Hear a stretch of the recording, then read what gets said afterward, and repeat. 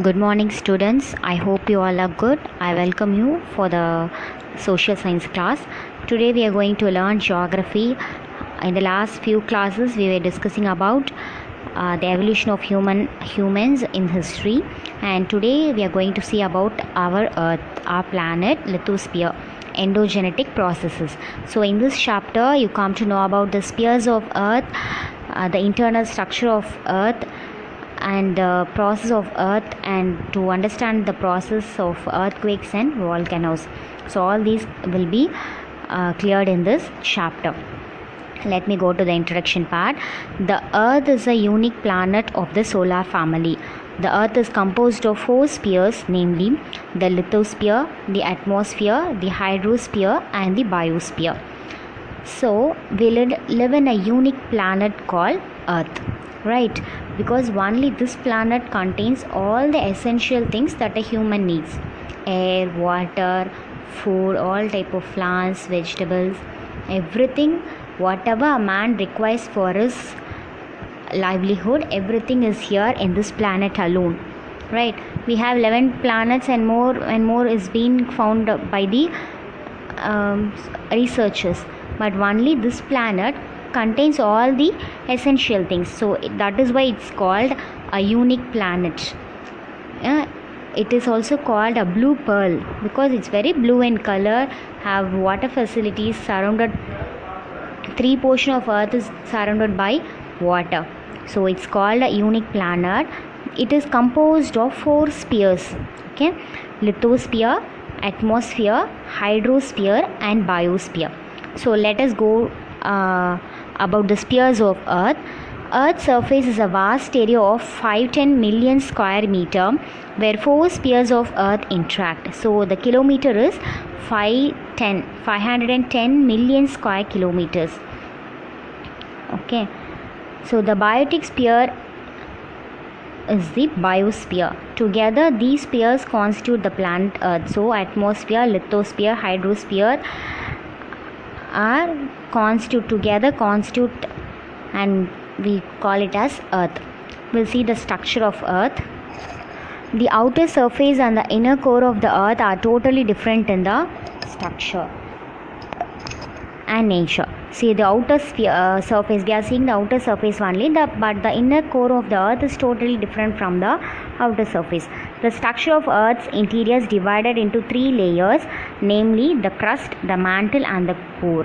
So the earth's interior is divided into three main layers. They are called crust, mantle, and core.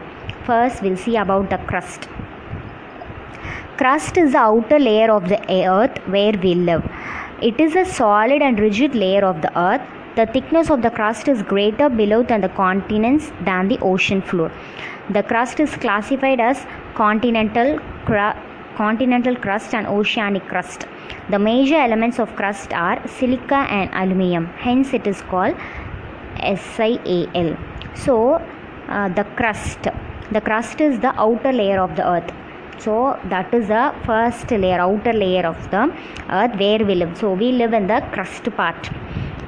The thickness of the crust is greater. Okay, the thickness of the crust is greater because it's like a shell, right? It's greater, and it is classified into continental crust and oceanic crust. So the major element of the crust are silica and aluminium. Okay, this is the major elements that a crust contains: silica and aluminium. So hence it is called SiAl. Okay. Next we'll see about the mantle. The interior part beneath the crust is called mantle, which is about 2900 km thick. So the interior part, the next part is called mantle. It is about 2900 km thick. So these contains a major elements called silica and magnesium. So that is why it's called SIMA. So in the upper part of the mantle, the rock remains solid, whereas in the lower part of the mantle, rocks are in molten form. Okay, it's like in a molten form, like liquid state. So the upper part will be very solid, very hard, like rock. But the lower part, no, it will be in a fluid form. The molten rock inside the earth is called magma. Next we'll see about the core. The core is the innermost and hottest layer of the earth which lies below the mantle. So this is the third part. It is the innermost and hottest layer of the earth. It is composed mainly of nickel and iron. So these two major things, nickel and iron, hence it is called knife. So the first two letters only they have taken, N-I-F-E, nickel and iron. The core is divided into solid inner core and liquid outer core. So it is divided into two types, two forms, solid inner core and liquid outer core. The presence of large quantities of iron in the core is responsible for the earth's gravitational force. So it contains large quantity of iron, so that is only responsible for the gravity. Have you ever experienced, children, gravity force? When you have a magnet, it's of iron, right? So it easily attracted other ionic items, iron items. So that is what gravitational force. So the iron is contained in a large manner, and that is responsible for the gravity force.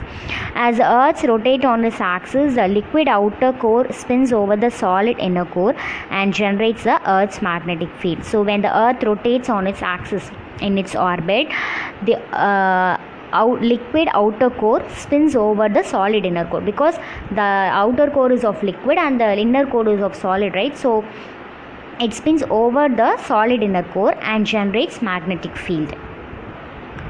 Next we are going to see about earthquake. Have you all experienced any earthquake? No, might be no. But earthquake is very dangerous things which take lots of life, which have taken lots of life in many countries. Even in our country also sometimes we used to experience. Earthquakes are generally caused by the sudden vibration of Earth's crust, which spread outward in all directions as the waves from the source of disturbance. So it is a sudden vibration. Okay, earthquake, it's shake. Okay, the earth will be shaked. So sudden vibration in the earth's crust. So crust is the first upper layer, no? So sudden vibration in the earth crust causes earthquake. The point of origin of an earthquake is called focus, which generates a series of elastic waves.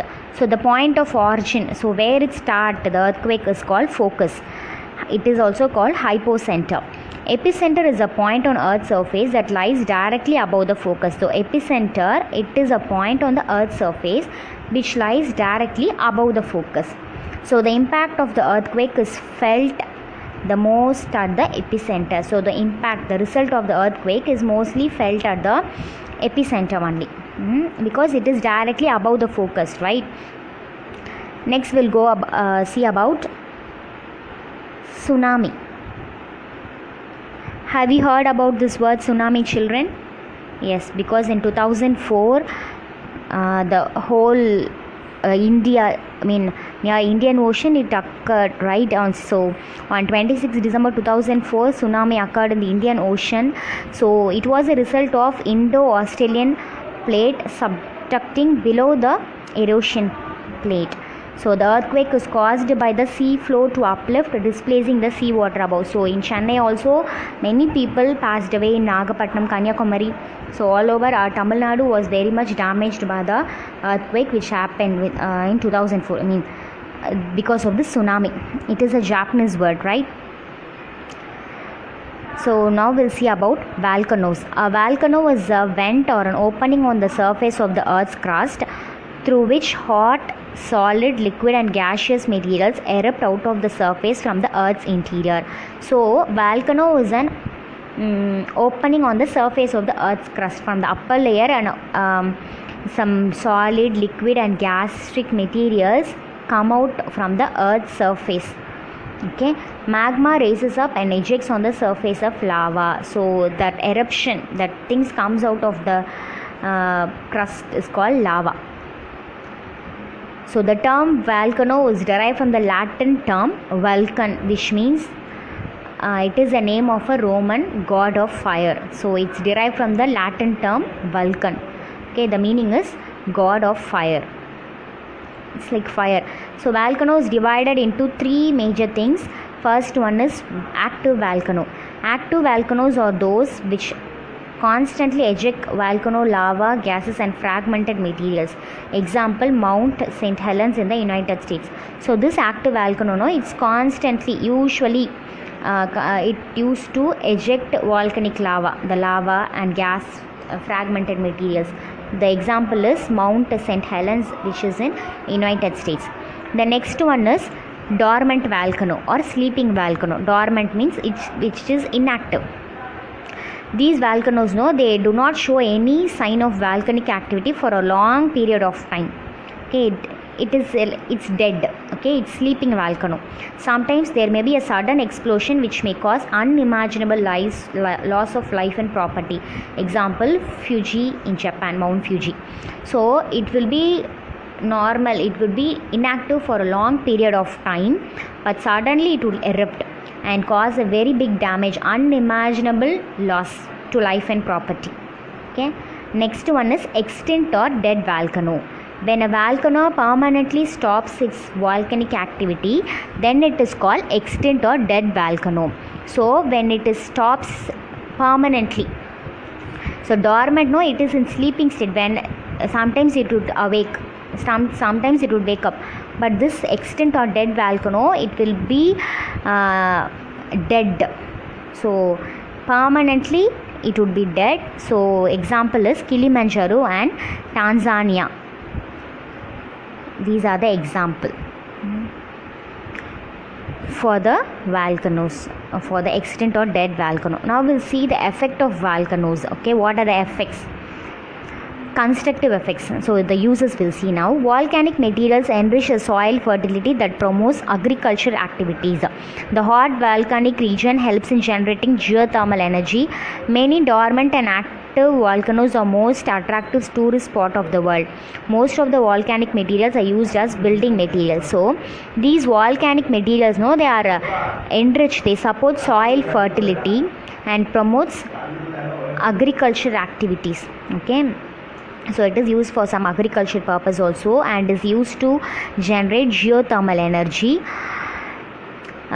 For tourist purpose also, these volcanoes have been displayed because many tourists have used to visit these places because it's dormant, it won't erupt, right? Dormant means it is in sleeping state, but anytime it would erupt.